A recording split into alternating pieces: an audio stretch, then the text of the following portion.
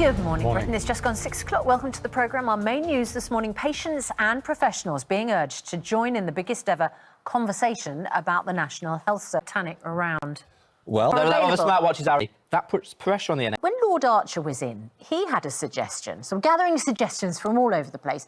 Who can pay, so who for whatever reason miss their appointments, like Lord Archer, like probably most of us sitting here at their appointments, and that money goes into the NHS rather than for medical care, and that money not those people who can pay get the same service, but the moves in and improves the service for everybody. Well, there's nothing. And how would you to their local services, perhaps through charities? And how Branson and billionaires, think they are rich? She's actually said this is not what she's doing. She said that previously she thinks that the Tories have focused too much. Point, of course, that I didn't realise for prostate cancer doesn't happen for men on the NHS. His grandfather had prostate cancer. His father had prostate cancer.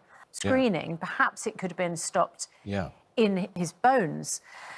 Jonathan, you were Shadow Health Secretary. Screening, which is where you get your PSA, reason for not making that. I suppose that this is all about, as we're talking about the 10-year plan for the NHS, to prevent illness, wearable tech to make sure that we stay as healthy as possible. Is that realistic? Bits and Whoop bracelets? Well, all of the things that we should do as the government launches a national consultation on the future of the NHS. Well, the 10-year plan to overhaul the NHS will begin with new laws being introduced this week to make patient medical records available across all trusts in England. But campaigners have already raised privacy concerns. Katie Rickett is at the Royal Bolton Office. This morning, I'm going to discuss that further with Andrew Pearce.